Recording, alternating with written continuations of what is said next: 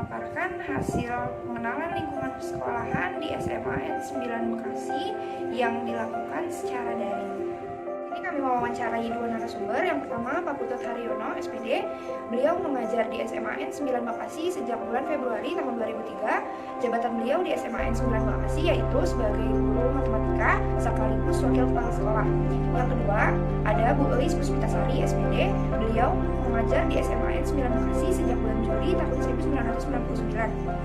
Beliau menjabat sebagai guru matematika wajib sekaligus wakil kepala sekolah bidang sarana dan prasarana.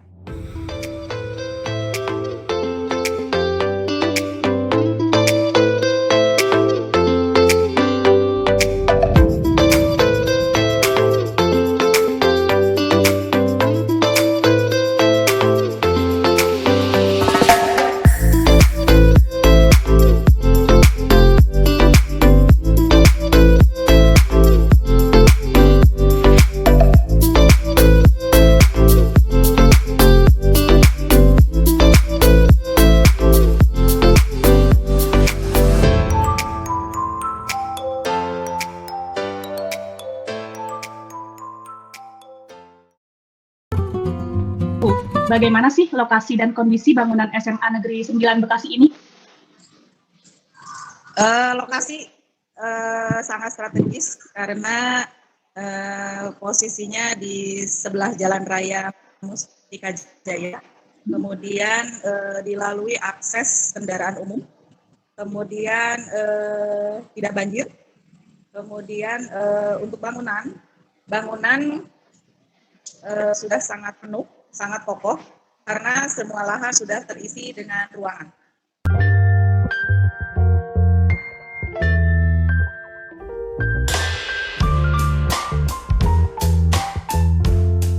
Apa yang diterapkan Untuk peserta didik di sekolah. coba Ya.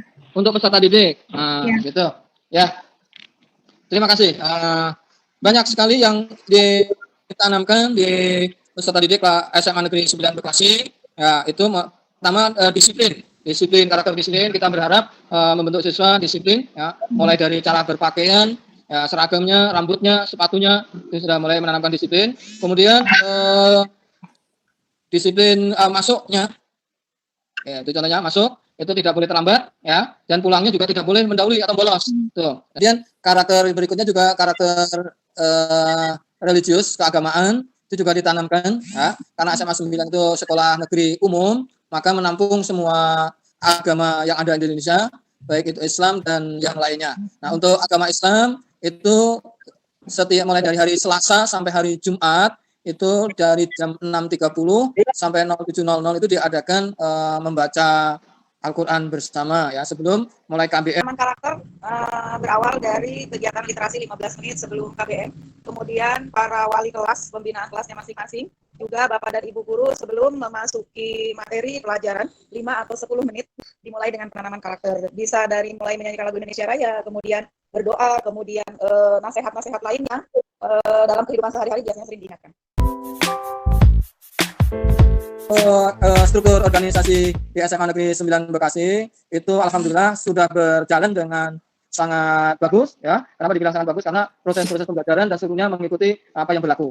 Jadi mulai dari kepala sekolah dibantu oleh wakil kepala sekolah, ada 5 wakil, kemudian ada wali kelas ke bawahnya termasuk tim guru PK, kemudian di bawahnya ada guru mata pelajaran, terus langsung ke koordinasi dengan murid, itu strukturnya. Terus melibatkan masyarakat secara langsung sesuai Permen nomor 75 tahun 2017 ada komite, dan itu alhamdulillah sangat kooperatif dan membantu kemajuan SMA Negeri 9 karena komitenya juga banyak orang-orang profesional di dunia pekerjaan, sehingga mereka sangat paham untuk dunia pendidikan, memajukan SMA 9 walaupun latar belakang Pak Komite itu semuanya tidak ada dari dunia pendidikan. Jadi itu struktur organisasinya. Kemudian dibantu juga dari struktur pegawai tenaga kependidikan. Itu mulai yang membantu kepala sekolah, mulai dari KOTU, bendahara dan tata usaha dan sebagainya, itu ada di sana. Itu tentang struktur ya. Kemudian saya sampaikan tadi strukturnya sudah sangat bagus karena di SMA 9 Bekasi dan mungkin belum banyak ya di SMA negeri yang lain. Untuk wakil kepala sekolah itu diadakan pemilihan secara demokrasi setiap 2 tahun sekali. Tata kerjanya ya. Tata kerjanya yang mungkin berkaitan dengan struktur tadi ya. Wakil kepala sekolah dibantu dengan wakil-wakilnya ya sesuai bidang-bidangnya itu untuk kemajuannya. Kemudian wakil membuat terjemahan dari visi misi ya dan program kerja yang dibuat oleh kepala sekolah. Nah, sebagai contoh itu kalau bidang kesiswaan nanti dia akan membidangi tadi kedisiplinan, ekstrakurikuler, perilaku siswa, kepramukaan dan sebagainya itu ya. Dan untuk kemajuan kualitas pembelajaran dan administrasi guru itu ada di Wakasek Kurikulum dan seterusnya ya. Kemudian dibantu dengan tata usaha itu ya untuk kelancaran administrasi baik administrasi tenaga pendidik maupun administrasi siswa. Berikutnya dari level 2 Wakasek itu turunlah ke wali kelas. Nah, wali kelas ini yang berfungsi semacam orang tua siswa di sekolah, membidangi satu wali kelas satu rombongan belajar yang terdiri dari maksimum 36 siswa. Itu pada rombongan belajarnya. Wali kelas ini banyak ya semacam orang tua di sekolahan untuk memantau kemajuan belajarnya dan sikap-sikapnya dan sebagainya ya, kemajuan belajar di kompetensi pengetahuan, kompetensi keterampilan dan kompetensi sikap ini sangat sangat berpengaruh besar ini wali kelas dalam hal untuk kemajuan pembelajaran tadi. Berikutnya di bawahnya itu ada guru, ya, guru dan BK yang mereka mengajar sesuai atau mengampu sesuai dengan mata pelajaran yang diampunya, dan BK itu memberikan guru BK bimbingan konseling, bimbingan karir, memberikan bimbingan kepada semua siswa, tidak menunggu siswa itu bermasalah gitu ya. Siswa yang bermasalah bagi BK tidak, jadi semuanya itu diberikan bimbingan, karir, konseling. Buktinya apa? Buktinya guru BK itu setiap pekan masuk ke dalam kelas itu 1 jam pelajaran. Untuk murid itu misalkan berpakaian, aturan berpakaian itu hari Senin sampai hari Jumat itu ada, warnanya apa, pakaian apa ada, begitu. Sepatunya juga harus hitam, itu juga ada. Rambut tidak boleh gondrong untuk laki-laki, ya itu contohnya peraturannya. Dan bagi murid yang tidak mematuhi peraturan itu, maka akan diberikan sanksi. Tapi sanksinya lebih ke hal-hal yang mendidik, misalnya membaca Quran atau membersihkan halaman. Tidak ada penyiksaan intinya ya. Aturan yang tidak boleh dilanggar secara mutlak itu adalah terlibat kriminal. Dan termasuk perkelahian tadi. Ya, kalau terlibat kriminal, perkelahian, maka akan dikeluarkan dari SMA Negeri 9 Bekasi. Kalau untuk guru, peraturan khusus tidak ada, lebih ke peraturan ASN aja ya, peraturan pegawai negeri.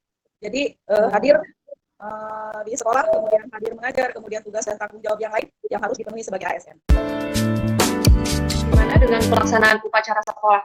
Menunjuk perangkat upacara sekolahnya itu ditentukan, digilir, atau menggunakan petugas OSIS?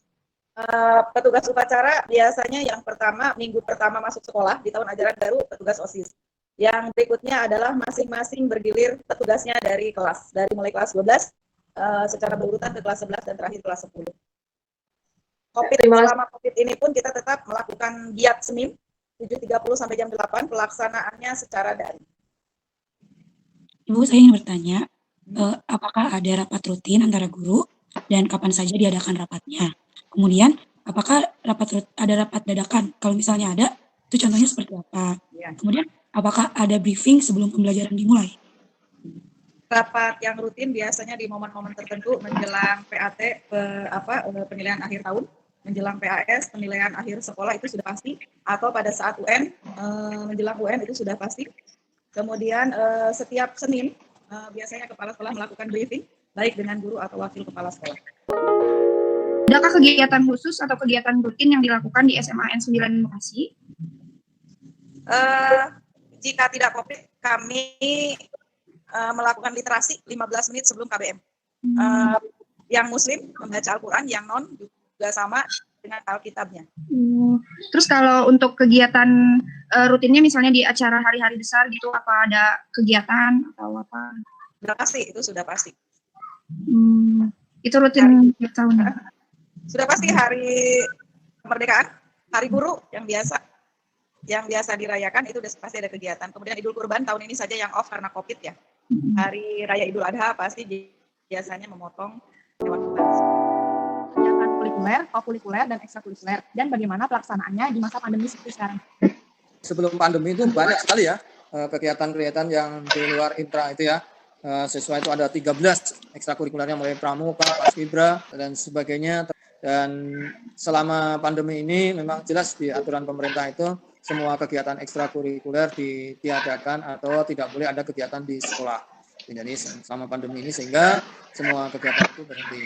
Kemudian kegiatan pembelajarannya dengan menggunakan daring ya, walaupun guru-guru itu melalui ketetapan kepala sekolah menerima siswa apabila dijelaskan secara daring atau diberikan tugas dengan Google Classroom atau melalui email, melalui WA itu masih belum paham, boleh datang menemui guru di sekolah dengan catatan tidak lebih dari 3 siswa. Itu yang contoh yang KBM sekarang itu. Jadi KBM itu menggabungkan antara daring dan luring sebenarnya, tapi masih banyak orang tua yang belum mengizinkan siswanya datang ke sekolah, dan datang ke sekolah hanya mengumpulkan tugas. Gitu. Jadi kalau konsultasi itu belum. Begitu mungkin sekilas ya. Lalu untuk kegiatan kokurikulernya sebelum pandemi seperti apa Pak? Apakah ada?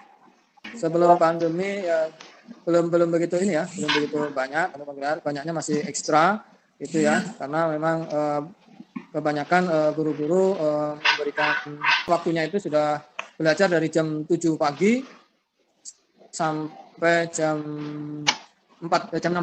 Nah, itu ya, jam 16. Jadi hanya difokuskan ke ekstrakurikuler saja di hari Sabtu gitu ya, kalaupun yang lainnya itu hanya sekilas saja gitu. Melakukan literasi 15 menit sebelum KBM. Yang muslim membaca Al-Quran, yang non juga sama dengan Alkitabnya. Harapan dari Ibu untuk sekolah, guru, staf, serta siswa ke depannya apa ya Bu? Harapan banyak ya. Bagaimanapun SMA 9 sudah mulai dipandang di masyarakat. Terbukti dengan pendaftar PPDB tahun ini 1.203 siswa yang diterima 360. Artinya animo masyarakat terhadap SMA 9 sudah tinggi ya. Bagaimana kita lebih meningkatkan di berbagai bidang, sarana ditingkatkan, kemudian akademik ditingkatkan, kemudian semua bidang ditingkatkan. Kalau harapan untuk guru? Harapan untuk guru saya kira kalau di SMA 9 sudah senior ya, dan PNS hampir semua tidak ada masalah lah, semua sudah berjalan dengan tupoksinya masing-masing.